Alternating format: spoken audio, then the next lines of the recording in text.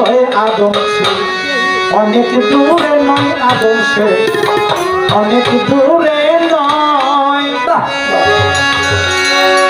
আপন দেহ খুঁজলে পাবি, আপন দেহ খুঁজলে পাবি, আপন দেহ খুঁজলে পাবি আদম পরিচয় আদম সে অনেক দূরে নয়, আদম সে অনেক দূরে নয়।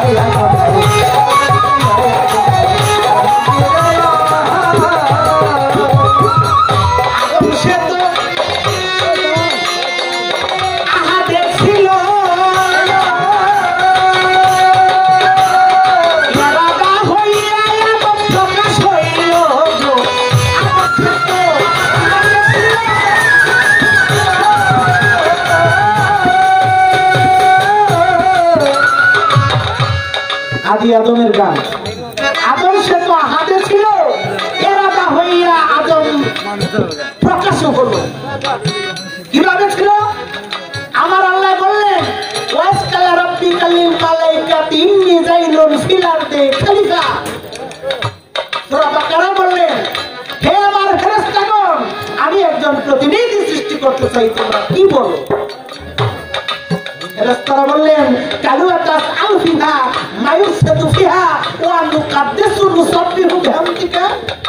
হে আল্লাহ, তুমি কি দুনিয়াতে এমন কিছু সৃষ্টি করতে চাও যারা দুনিয়াতে যে মারামারি কাটাকাটি রক্তপাত করুক?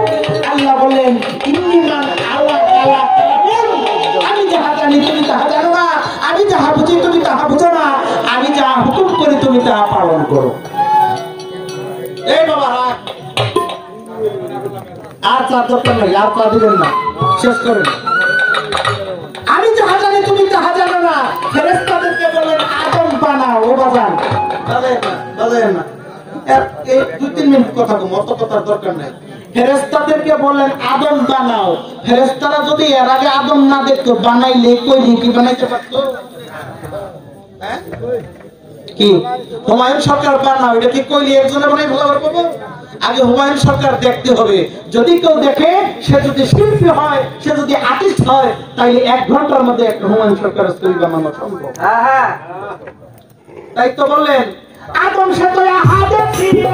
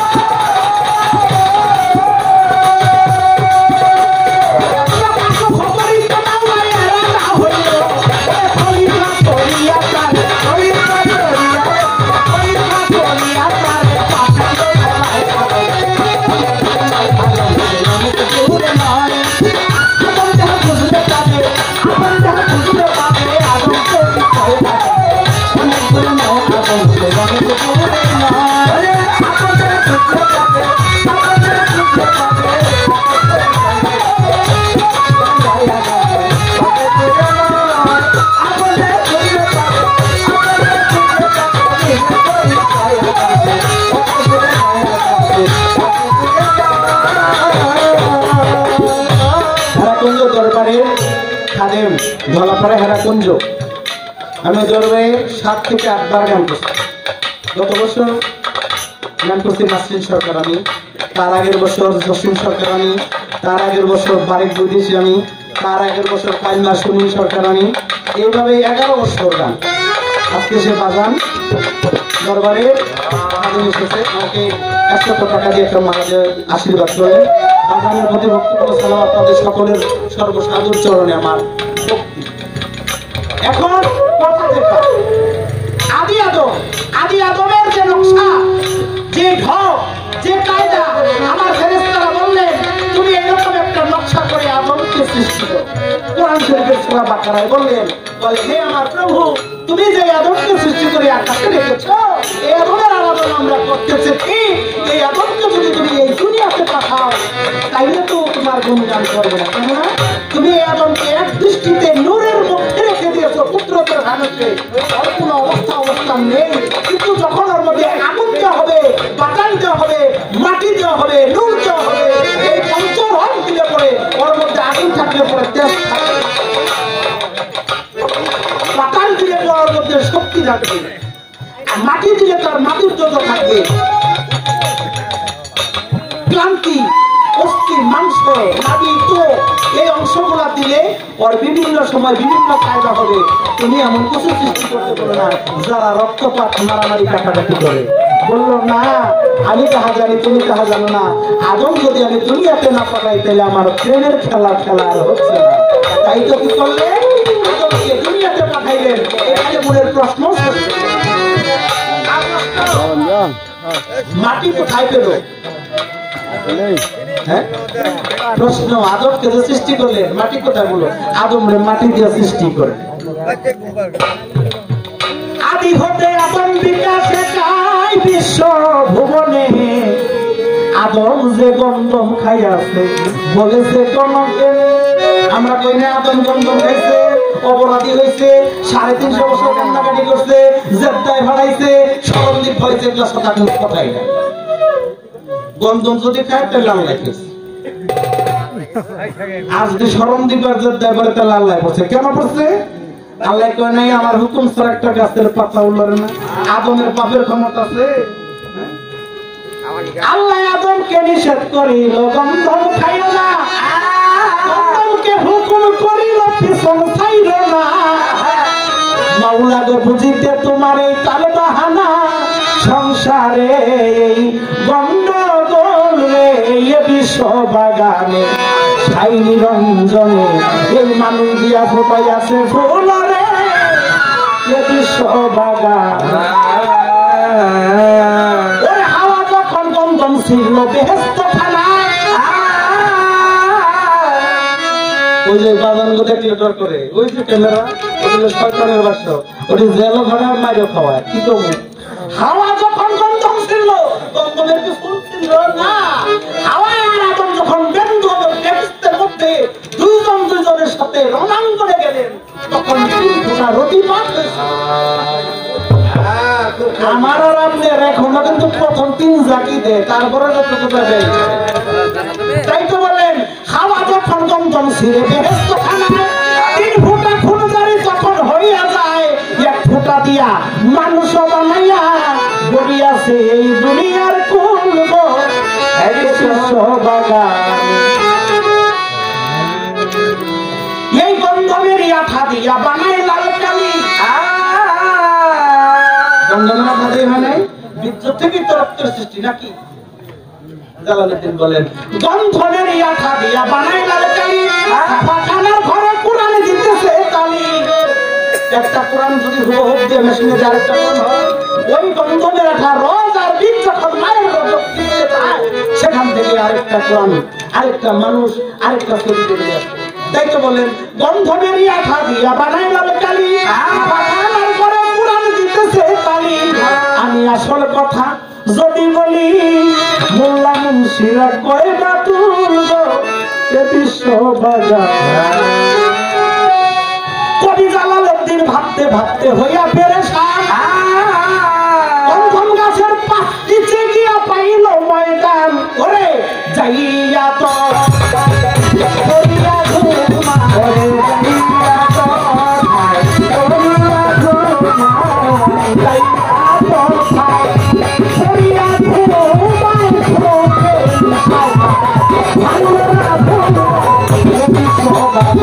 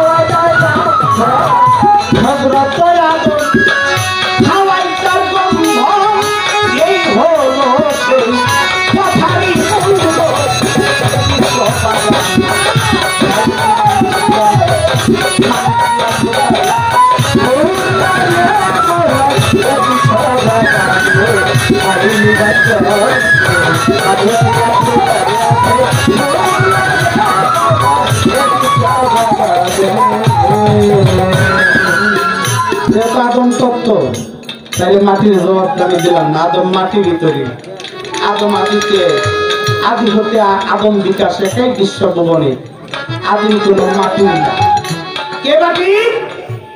তুমি, আমি, আমরা। দুনিয়া আদম কিভাবে হলাম? কাটলে দেখা যায় না, কিন্তু অংশ আছে। কোরআন শরীফের সূরা বাকারায় যেহেতু বলছে আমি আদমকে কনকনা মাটি হতে সৃষ্টি করেছি, আমি আদমকে কর্তনযুক্ত মাটি হতে সৃষ্টি করেছি। আমি আদমকে রজ আর বীজ দিয়ে সৃষ্টি করেছি। একটা আদি আদম, একটা বুনিয়াদ আদম, আর একটা হল নূরের আদম।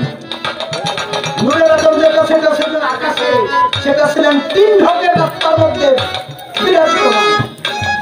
মানব দেহ 3 ঢোকের রাস্তা আছে, সময় হলে তোমরা 3 ঢোকের রাস্তা হলো গেল বাঘের এনে চলে গেল 47,000 বছর গোপন থাকার পরে আদমের প্রকাশ। এখন আর বলা চাওয়া, আচ্ছা আদমের বডি যদি দুনিয়াতে মাটি দিয়ে হয়ে থাকে তাহলে মাথা কি দিয়ে হলো?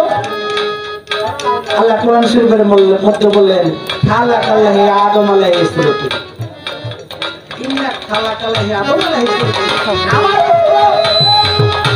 এটা কারু বানানো হয় না, এটা কোন বলে হয়ে গেছে।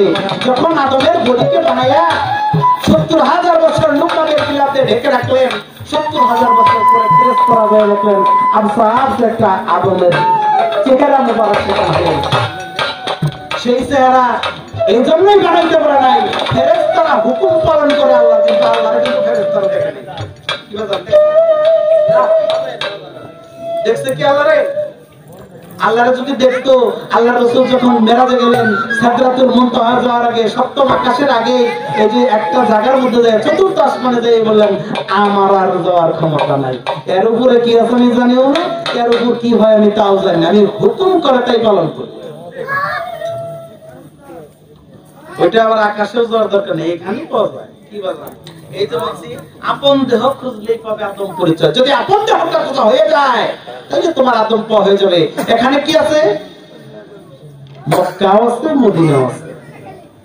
হ্যাঁ, তোমার হইলো হেরা গুহায় যাইয়া ওই মক্কা শরীফ যাইয়া আর মক্র মাবেদের পাথর যে ঢিলাও, জীবনে কোনোদিন দেখছো সেখানে পাথর?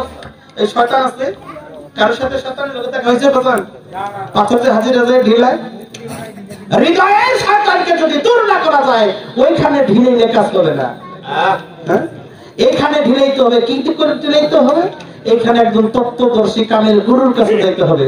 ওইখান থেকে একটা গুরু নাম নিতে হবে। ওই গুরু মন্ত্র নিয়ে যখন তুমি ঢিল দেবে ওই কাম তোমার পরিষ্কার হয়ে যাবে, শয়তান তোমার সেখানে বাসা বাঁধতে পারবে না। এই হৃদয় যখন পরিষ্কার হয়ে যাবে তখন তোমার আপসে আপসে তোমার হজ কবুল হয়ে যাবে। আর কথা না গেলাম, কথা একটু বেশি হয়ে গেছে না? থাক এখানে। এখন ছোট্ট করে বোনের কাছে আরেকটা কথা বলবেন, ওরা সুযোগ দিবেন। ছোট মানুষ নাও, আমার বোন তো নাকি একেবারে কম না, কিন্তু একটু আগে ঘর দিয়ে হ্যান্ডেল করতে পারবে না, ও পারবে, ওর একটা সুযোগ দিবেন। ও যে কথাটা বলছে যে আমরা যখন গান করি তখন আসলেও একেবারে ছোট, কিন্তু ছোট হলেই ছোট তো থাকে না। আমি পড়ছি ক্লাস 9 পর্যন্ত নাকি, তারপরে হলো আমার ছোট বোন। আমার ছোট বোনের বাচ্চা যেটা, এটা হলো ঢাকা বিশ্ববিদ্যালয়ে অনার্স করতেছে। আমি তো 9 পর্যন্ত পড়ছি, তাহলে আমার বিদ্যার্থী ওর বিদ্যা অনেক বড় না? ছোট মানুষ কি বড় হয় না?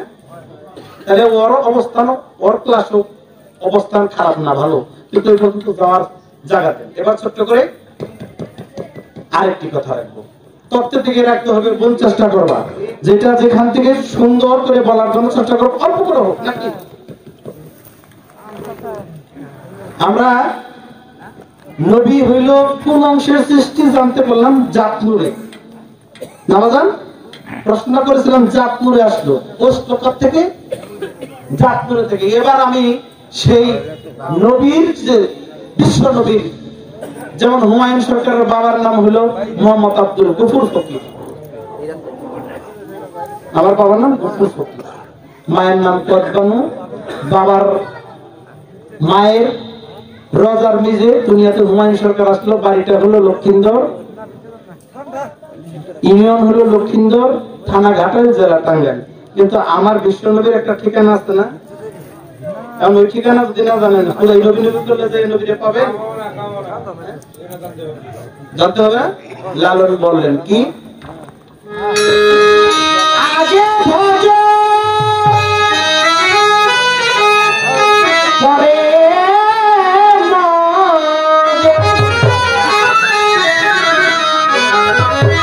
নইলে দলিল মিথ্যা হয়, রসুল যিনি নাই গো তিনি আব্দুল্লাহর তনয়। রসুল আব্দুল্লাহর সন্তান না, আমিনার সন্তান না। লালন বলছে আগে ভজতে হবে। খেজুর গাছে যাইতে আগে কি করে হয়, যে এই যদি একটা কাটার মধ্যে একটা হাড়ি বেঁধে দিয়েছেন, সকালে গেলে রস পাবেন, তাইলে কি করতে হয়, আগে ভজতে হয়। কি ভজনটা কি, তারে ঘষা মজা করতে হবে। গুরুর চরণে যেরকম তেল মারতে হয়, আগে যে খেজুর গাছে তেল মারণ লাগে, কি করে লাগে, আগে একটু ছাটন লাগে, বাটন লাগে, কাঁচা চাচন লাগে, রোদ্রে তাপন লাগে, তারপর একটু কষ্ট ধরে 3 দিন পরে আবার শুকিয়ে পরে কাটলে রস বের হয়। রসটা কি হয়, খাইলে মজা লাগে। লালন তাই বললেন, আগে ভজ পরে নইলে দলিল মিথ্যা হয়, রসুল যিনি নাই গো তিনি আব্দুল্লাহর তনয়। মোহাম্মদ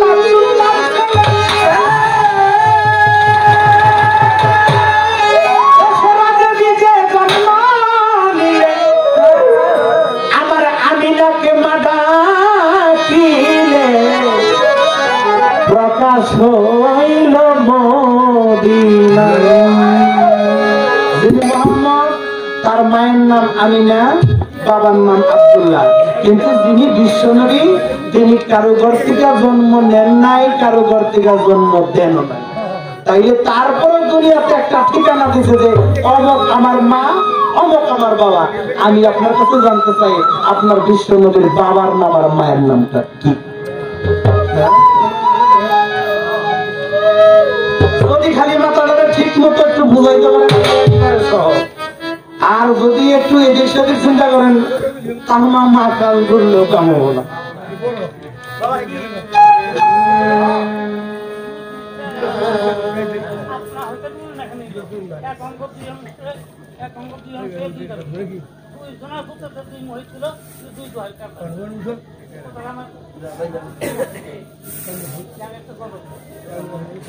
ঠিক আছে,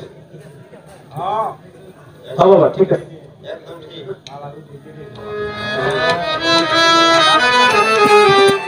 আমারে বুঝিয়ে 2টা প্রশ্ন করছে, 3টা করছে, আমি একটাই করলাম। আমি আর অত প্রশ্নের বলতে জবাব পাই না।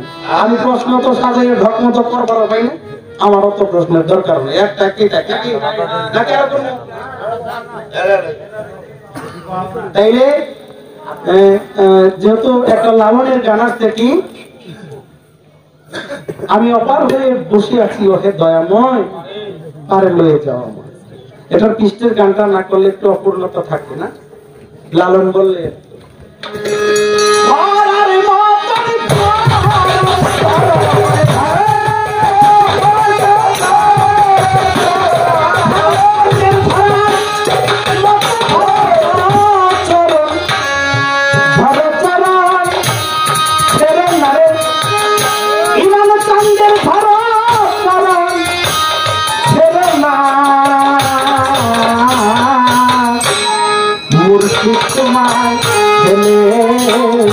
যাবে না ওরে তোমার মুর্শিদ, তোমায় মুর্শিদ তোমায়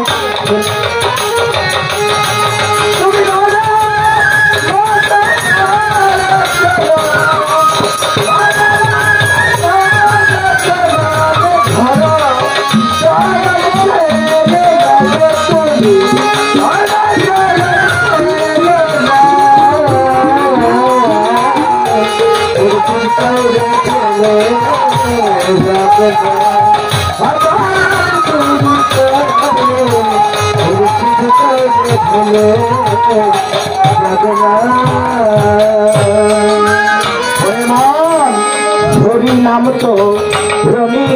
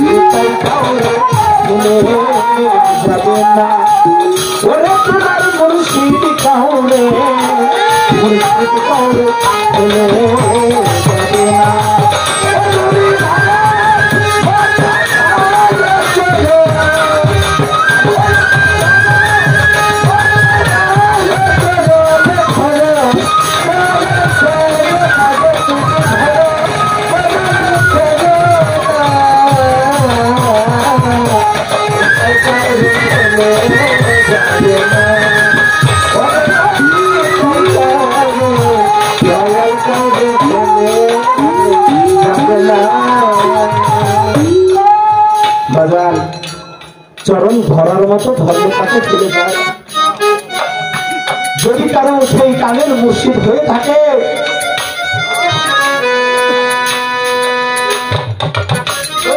সেই তত্ত্বটারই পুষ্টিগুলো হয়ে থাকে, তাই তাকে ফিরে যায় না।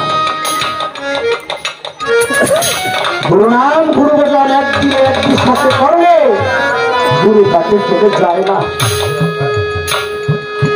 দুনিয়াতে আমার এলাকার মধ্যে একজন পাগল ছিলেন, আপনাদের এই যে বাসাইয়ের একটা পাগলা ছিলেন, যার নাম ছিলেন ভবর পাগলা। এই ভবর পাগলা মুরিদ হয়েছিলেন বৈরাবর দরবার শরীফের চোলাচন্দ্রের কাছে।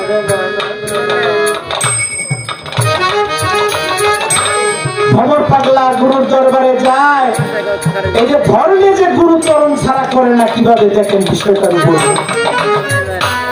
দরবার ঝাড়ু দেয়, বাথরুম পরিষ্কার করে, ভক্তদেরকে খাওয়ায়, 12 বছর হয়ে গেছে, কিছুই চায় না। একদিন তো লাচান চোখের পানি ছেড়ে বলে, ভবর 12 বছর ধরে দরবারে তুই আমার কোনদিন কিছু চাইলি না, কিছু করলিও না, তো কিছু কি দরকার নাই। বলে বাজান, আমি বলছি তো আমার কিছু রাখি নাই, আমার যাহা ছিল আমি তো তোমার কাছে অর্পণ করে দিয়েছি, আমি কি চেয়ে নেব তোমার কাছে? বলে প্রভু একটা কিছু চা, আমি গুরু হয়ে ধরে দেখতে পারলে আমার শান্তি লাগবে। ভবর পাগলা বললেন, দয়াল আমি তোমার কাছে যাহা চাবো তুমি তাই দিবে? বলে ভ্রমর তুই চা আমি দেবো। আরেকটু ছোট যার যার হয়ে চোখে পানি পড়ে ভ্রমর পাগলা তুলা চন্দ্রের চরণের কাছে যে দুই হাত করে বলে বাজান আমি তোমাকে চাই, যদি দেওয়ার হয় তুমি তোমাকে আমাকে দিয়ে দাও। ভ্রমর পাগলার উপর তুলা চান রাগ হলেন, ভ্রমর আমাকে চাইতে হবে তোকে, এটা তোরকে কে শিখাই দিয়েছে? তুই আমার দরবার থেকে এখন বের হয়ে যা, আমি আর তোর মুখ দর্শন করতে চাই। ভ্রমর পাগলা বললেন তুমি তো আমাকে চাইতে বলতে, তোমাকে চাওয়া কি আমার অপরাধ? তোমাকে চাইয়া কি আমি অপরাধ করেছি? বলে অপরাধ কিনা জানি না, কিন্তু আমি তোর মুখ যেন আর না দেখি তুই এই মুহূর্তে দরবার করেছি। ভ্রমর পাগলা দরবার ছেড়ে চলে আসছে। অনেকদিন হয়ে যায় দরবারে যায় না, ওরসের সময় যায় না, পীরের হুকুম দরবারে যাওয়া নিষেধ। ওরসের সময় খালি আশেপাশের গ্রামটা ঘুরে, কিন্তু দরবারে যায় না। কিছুদিন পরে ভক্তদের ডেকে বলে এইবার ওরসে একটু ভ্রমর পাগলারে নিয়ে আসিস, অনেকদিন হয় পাগলাটারে দেখি না, প্রাণটা ভালো লাগে না।